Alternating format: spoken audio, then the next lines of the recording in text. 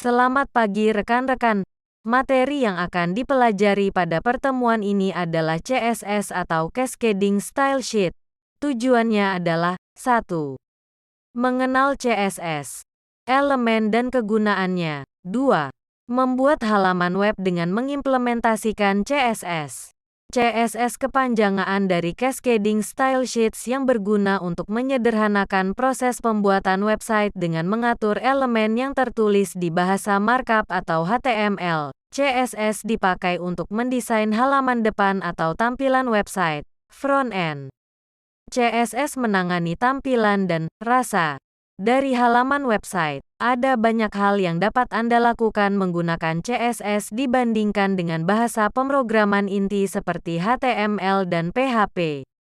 Ketika menggunakan CSS, Anda dapat mengatur warna teks, jenis font, baris antar paragraf, ukuran kolom, dan jenis background yang dipakai. Tidak hanya itu, CSS juga bisa untuk mendesain layout, variasi tampilan di berbagai perangkat yang berbeda, dan berbagai efek yang dipakai di dalam website. CSS sangat mudah dipelajari, tapi juga powerful karena dapat mengontrol penyajian tampilan dari dokumen HTML, mulai dari yang simple sampai kompleks. Tidak heran jika saat ini CSS hampir dipakai di berbagai website untuk dikombinasikan dengan HTML maupun PHP. Fungsi Cascading Style Sheet, CSS. Setelah mengerti pengertiannya, maka Anda juga harus paham dengan fungsinya. Ada beberapa fungsi yang harus Anda ketahui pada saat menggunakan Cascading Style Sheet, CSS, yaitu 1. Mempercepat loading pada halaman website. Kecepatan loading website juga bisa meningkat dengan menggunakan CSS. Pada saat menggunakan Cascading Style Sheet, CSS, Anda bisa menuliskan satu kode di beberapa halaman sekaligus. Tentu saja dengan begitu bisa mempercepat proses loading menjadi lebih kecil. 2. Memudahkan dalam pengelolaan kode. Ketika Anda menggunakan Cascading Style Sheet, CSS, tidak perlu lagi melakukan perubahan kode untuk melakukan perubahan tampilan.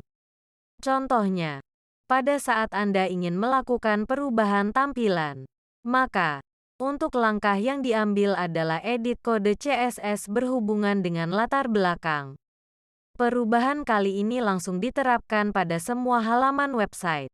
3. Memberikan banyak penawaran variasi tampilan. HTML merupakan bahasa yang dapat dipergunakan untuk mengatur tampilan pada halaman website. Akan tetapi, jumlahnya masih sangat terbatas. Cascading Style Sheet, CSS, ini bisa memberikan banyak penawaran yang berhubungan dengan style tampilan. Maka dari itu, Anda diberikan kebebasan di dalam membuat antarmuka pada website tersebut. Contoh mudahnya bagi Anda yang ingin membuat tombol dengan varian warna sesuai dengan keinginan. Tentu saja, dengan hal tersebut bisa membuat tampilan menjadi enak untuk dipandang. 4. Membuat website enak untuk dipandang. Pada saat membicarakan mengenai fungsi dari Cascading Style Sheet, CSS, tidak bisa dijauhkan dengan tampilan yang menarik. Artinya, Anda bisa menyesuaikan ukuran tampilan sesuai dengan perangkat yang dipergunakan. Kini CSS juga mempunyai macam-macam properti yang berguna untuk mengatur tampilan konten sesuai dengan kebutuhan. Contohnya menggunakan max, width. Ada 3 macam CSS yang sering digunakan oleh web designer. Berikut penjelasannya. Pertama ada Inline Style Sheet. Sederhananya, CSS model ini adalah CSS dengan perintah pemrograman yang letaknya ada pada objek. Misalnya ingin mengubah sebuah tulisan pada laman tertentu di website. Inline Style Sheet CSS harus menempel pada elemen tulisan tersebut. Cukup menambahkan teks saja untuk menerapkan CSS ini.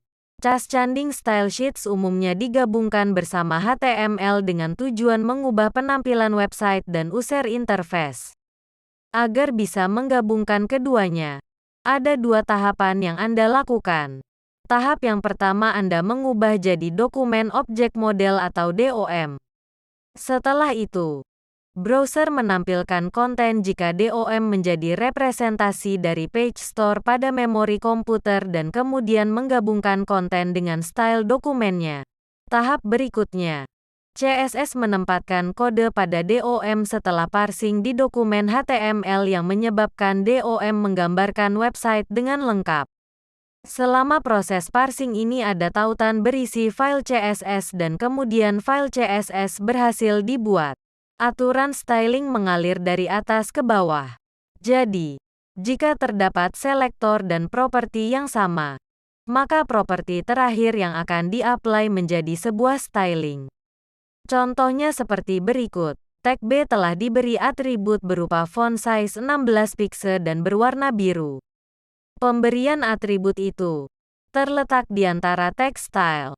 Penggunaan CSS yang langsung dimasukkan ke dalam file HTML biasa disebut inline style sheet. Embedded style sheet. CSS model ini sama seperti inline style sheet. Sama-sama berada pada satu laman coding. Maka tidak mengherankan jika embedded style sheet terkadang disebut dengan internal style sheet. Biasanya CSS ini diapit oleh tag head dan diawali dengan tag style. Embedded style sheet sering digunakan untuk mengatur laman web dengan tampilan yang unik. Misalnya dalam satu paragraf tulisan ada kalimat yang berbeda dan hal tersebut terus berulang. Penulisan dengan embedded artinya bahwa kode CSS dituliskan langsung atau dibenamkan pada bagian atas program yang sedang Anda buat. Dan pada bagian penggunaan cukup menuliskan selektor dari CSS tersebut disertai dengan parameter yang ada. CSS dapat didefinisikan untuk satu halaman secara keseluruhan, hanya dengan menambahkan suatu definisi style pada bagian head dokumen HTML.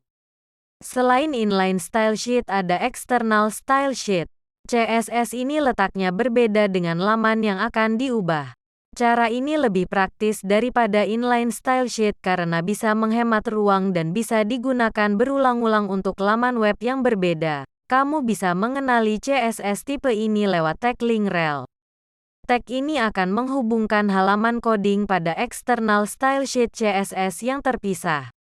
Struktur kode CSS terdiri dari 3 bagian. 1. Selektor adalah kata kunci untuk memilih elemen HTML yang akan kita beri style. Artinya, kita memilih semua elemen H1, lalu diberikan warna teks red atau merah. Selektor dapat berupa nama tag, kelas, id, dan atribut. 2. Blok deklarasi. Blok deklarasi adalah tempat kita menuliskan atribut atau properti CSS yang akan diberikan kepada elemen yang telah diseleksi. Blok deklarasi dimulai atau dibuka dengan tanda kurung kurawal lalu ditutup dengan tanda kurung kurawal tutup. Satu blok deklarasi bisa dipakai oleh lebih dari satu selektor. 3. Properti adalah sekumpulan aturan yang akan diberikan kepada elemen yang dipilih. Setiap properti harus diakhiri dengan titik koma. Apabila hanya terdapat satu properti, boleh tidak menggunakan titik koma. Properti harus ditulis di dalam blok deklarasi. Nilai untuk properti kadang diapit tanda petik, kadang juga tidak. Biasanya yang diapit dengan tanda petik adalah nilai yang berupa teks. Mengapa ini diapit dengan tanda petik? Karena ada spasi di nama Times New Roman. Nilai properti juga bisa kita berikan lebih dari satu. Selektor adalah kata kunci dan simbol yang digunakan pada CSS untuk menyeleksi atau memilih elemen HTML. Ada 6 macam selektor di CSS. Selektor tag HTML, selektor kelas, selektor ID. Selektor kelas adalah selektor yang memilih elemen berdasarkan nama kelas yang diberikan. Selektor kelas dibuat dengan tanda titik di depannya. Nah, cara menggunakan selektor ini di HTML adalah dengan menambahkan atribut kelas di dalamnya. Selektor kelas dapat kita gunakan pada elemen yang kita inginkan. Sebuah elemen HTML dapat menggunakan satu atau lebih kelas. Dua tag yang sering dikombinasikan dengan selektor kelas adalah span dan div. Tag span adalah inline tag dalam HTML. Berarti tidak ada pergantian baris. line break, yang disisipkan sebelum atau setelah penulisannya. Tag div adalah blok tag dalam HTML. Berarti pergantian baris secara otomatis disisipkan untuk memberikan jarak antara blok yang dibuat dengan teks atau blok lain sebelum dan sesudahnya. Seperti tag P atau tag tabel, tag div sering digunakan untuk implementasi layer karena layer merupakan blok-blok informasi terpisah. Tag div merupakan pilihan yang tepat saat membuat layer pada halaman web. Selektor ID hampir sama dengan kelas. Bedanya, ID bersifat unik, hanya boleh digunakan oleh satu elemen saja. Selektor ID ditandai dengan tanda pagar di depannya. Selektor ID digunakan untuk mendefinisikan style yang berhubungan dengan suatu objek memanfaatkan ID unik. Biasa digunakan saat bekerja dengan layer.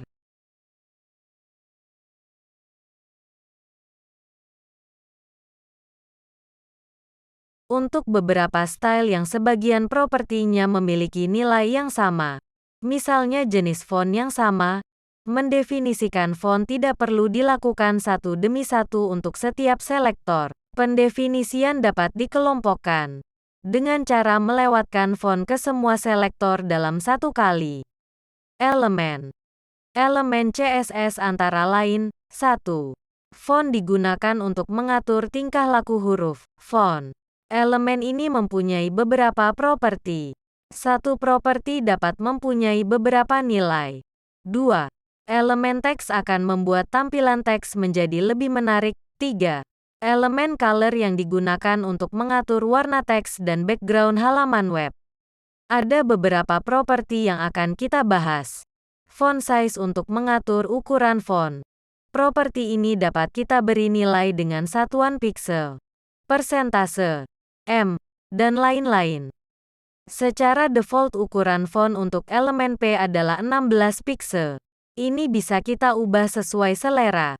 Selain menggunakan angka, ada juga nilai bawaan yang sudah tersedia seperti normal untuk ukuran normal, 16 px, small untuk ukuran kecil, large untuk ukuran besar, X large untuk ekstra besar, XX large untuk ekstra besar, X small untuk teks yang lebih kecil dari small, XX small untuk teks yang 2 kali lebih kecil dari small.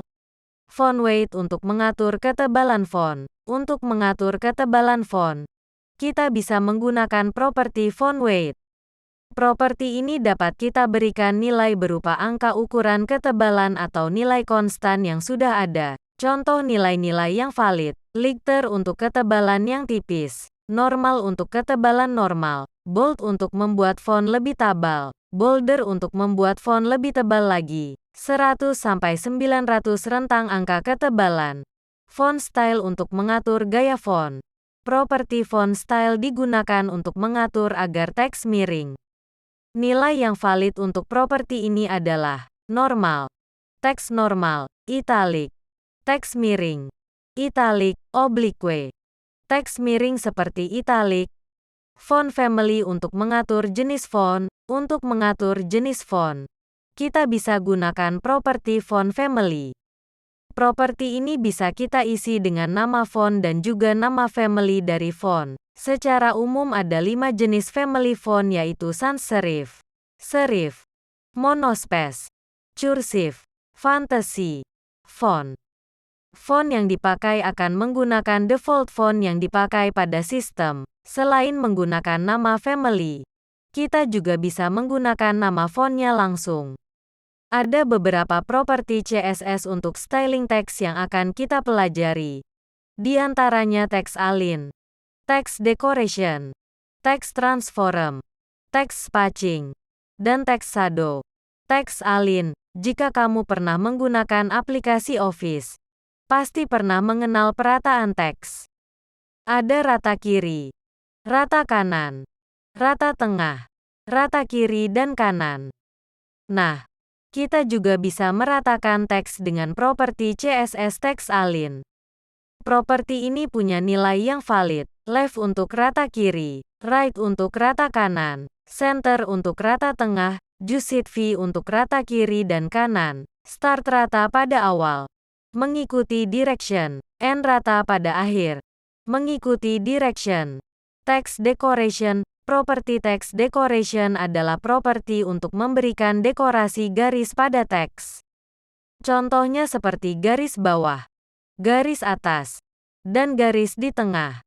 Teks tercoret. Properti ini punya nilai berupa none, artinya tidak menggunakan dekorasi apapun. Underline artinya kita akan memberikan dekorasi garis bawah. Overline dekorasi dengan garis di atas teks. Line through dekorasi garis di tengah atau teks tercoret.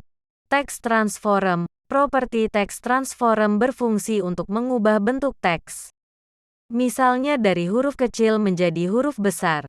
Berikut ini nilai-nilai yang valid untuk text transform. Lowercase untuk mengubah semua teks menjadi huruf kecil. Uppercase untuk mengubah semua teks menjadi huruf kapital.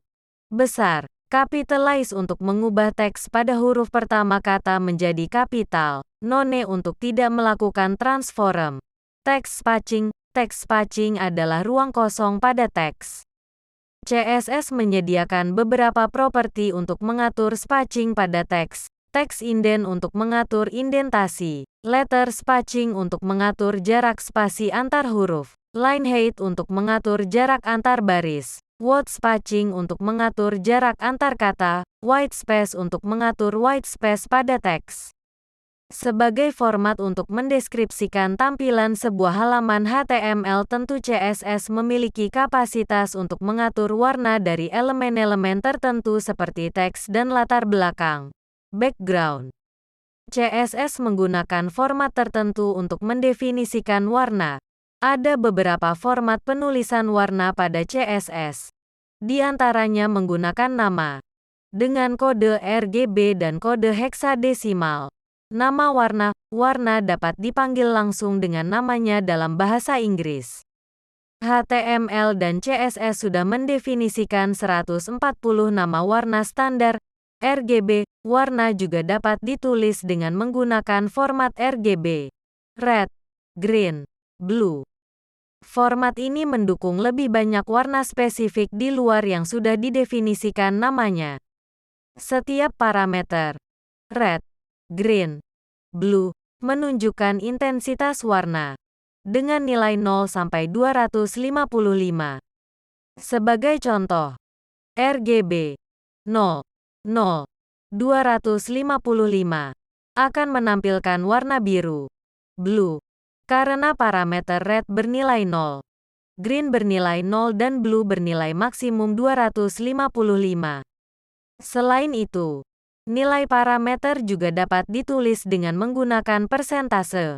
Misalnya RGB 0, 0, 50% sama dengan RGB 0, 0, 128. Heksadesimal, warna dapat ditulis lebih pendek dengan menggunakan nilai heksadesimal. Format penulisan warna heksadesimal adalah tagar RRGGBB, di mana RR, red, gang, green, dan BB, blue, adalah nilai untuk intensitas warna dengan rentang nilai 0 sampai FF dalam sistem bilangan heksadesimal. Contohnya, tanda pagar 00FF00 akan menampilkan warna green, atau setara dengan RGB 0, 255. 0. Kode warna heksadesimal juga dapat dibuat lebih sederhana lagi, dengan hanya menggunakan satu digit heksadesimal untuk setiap warna dasar, dengan format penulisan RGB. Masing-masing warna dasar memiliki rentang nilai 0 sampai F. Sehingga variasi warnanya pun lebih terbatas dibanding dengan format sebelumnya.